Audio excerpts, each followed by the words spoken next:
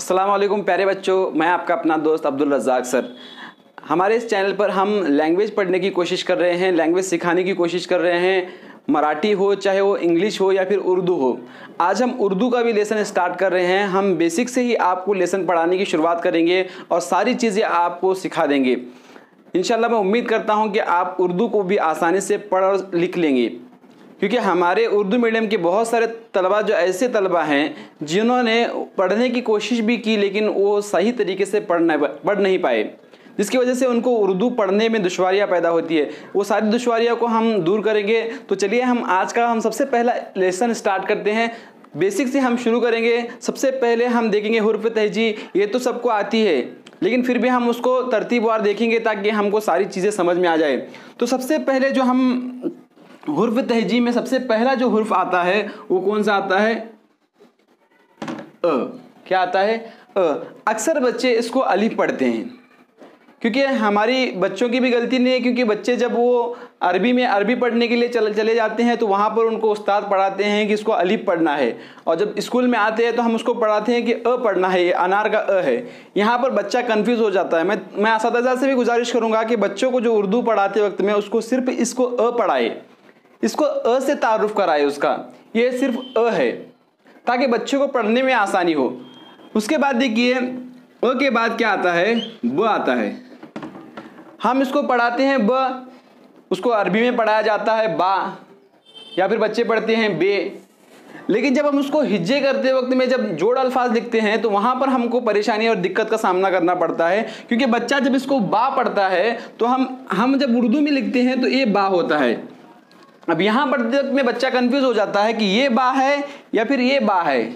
तो इसके लिए हम जब बच्चे का जो कंसेप्ट हमको क्लियर करना है, उसको सही उसका तस्वुर, उसकी आवाज़ उसको समझाना है। सबसे पहले प्यारे बच्चों देखो, ये क्या है? अ है। इसको अ पढ़ना है, और इसको क्या पढ़ना है? ब। क्या पढ़ना है इसको? ब। याद रखिएगा, इसको एक नुक्ता है। सारी चीज़ें मैं आपको तरतीबवार समझाते चला जाऊँगा। उसके बाद बिल्कुल उसी तरह से ब के जैसे बनाना है हमको, लेकिन उसके नीचे नुक्ते हमको 3 देना है। नुक्तों का फर्क है, 3 नुक्ते नीचे आएंगे। इसको क्या पढ़ेंगे हम? प पढ़ेंगे।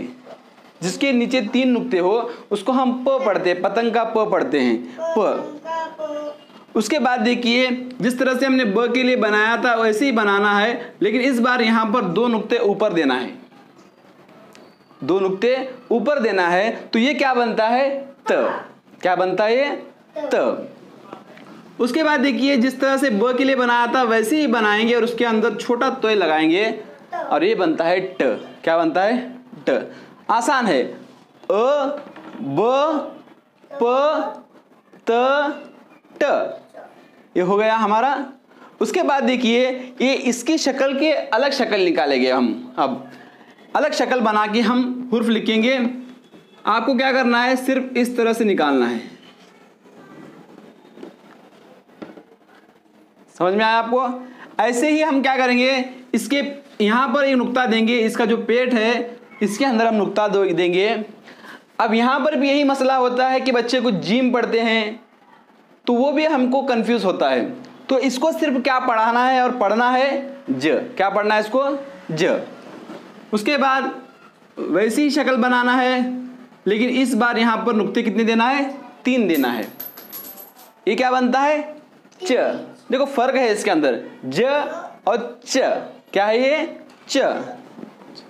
उसके बाद देखिए ऐसे ही बनाना है, लेकिन हमको इसको अंदर नुक्ता कुछ भी नहीं देना है, और इसको पढ़ना है ह। क्या पढ़ना है? ह। है नहीं पढ़ना है इसको, ह। क्या पढ़ना है? ह। उसके बाद देखिए जैसा ह बनाए वैसे ही बनाना है, लेकिन इस बार इसके सर के ऊपर एक नुक्ता देना है। क्या बन गया ये अब? ख। क्या बन गया? ख।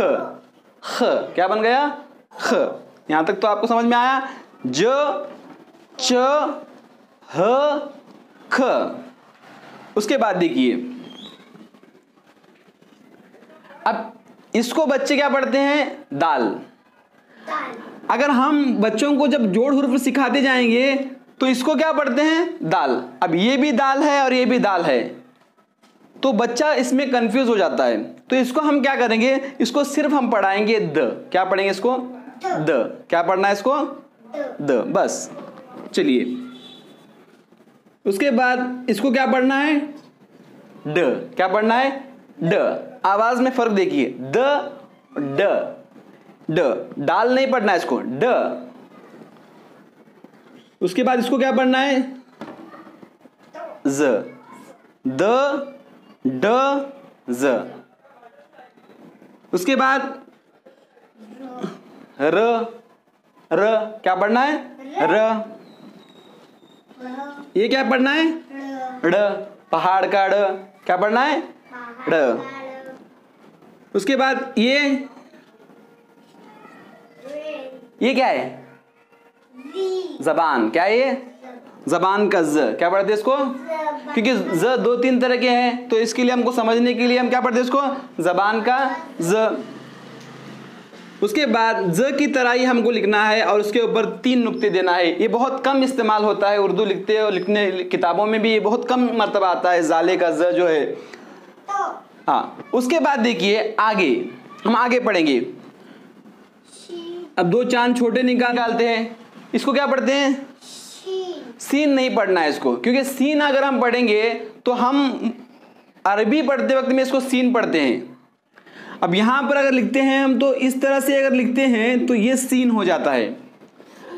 अब इसको सीन नहीं पढ़ना है, इसको सिर्फ स पढ़ना है। क्या पढ़ना है? स। क्या पढ़ना है इसको? स। ठीक है।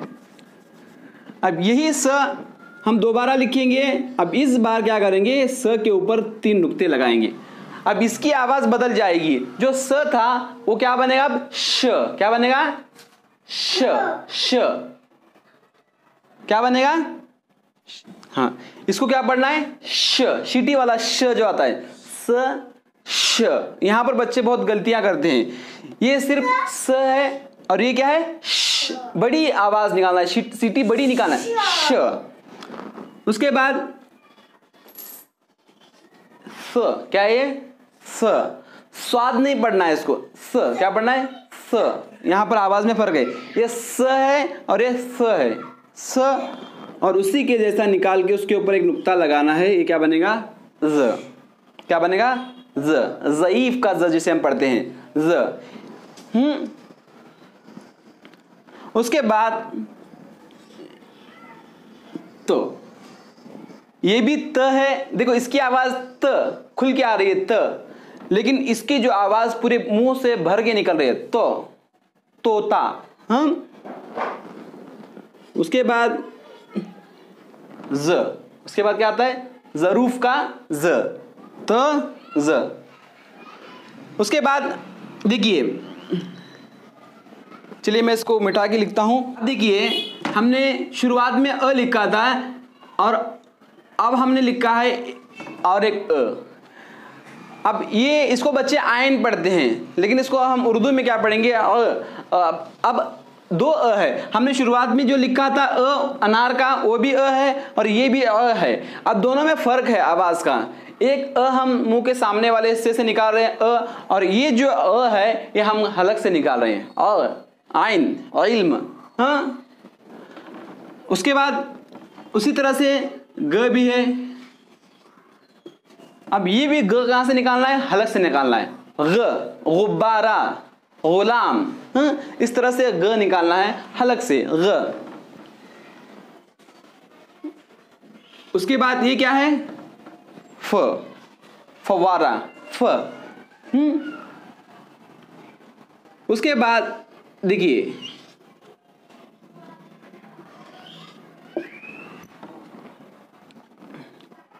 अब यहां पर समझने वाली बात है कि यहां पर भी इसकी भी आवाज क की है और इसकी आवाज भी क है, लेकिन दोनों में फर्क है। ये जो क है इसको हलक से निकाला जा रहा है। कहां से निकाला जा रहा है? हलक से। क, कलम, कलम। हाँ, उसके बाद ये जो है क हल्के से निकाला जा रहा है, कबूतर। मुंह के सामने वाले हिस्से से कबूतर निकाला जा रहा है, और इसको कहां से निकाला जा रहा है? कलम, हलक से निकाला जा रहा है। दोनों में फर्क है आवाज में। उसके बाद ये देखिए ग, हल्के से हम पढ़ते हैं ग, लेकिन इसको क्या करते हैं? हलक से निकालते हैं, ग, ग, ग। उसके बाद देखिए ये तो हमको आसान है, ल, इसको लाम नहीं पढ़ना है बल्कि ल पढ़ना है। ल क्या पढ़ेंगे इसको? ल, लट्टू का ल जैसे हम पढ़ते हैं। इसको क्या पढ़ना है? म, मीम नहीं पढ़ना है इसको, म। उसके बाद देखिए इसको क्या पढ़ना है उर्दू के अंदर?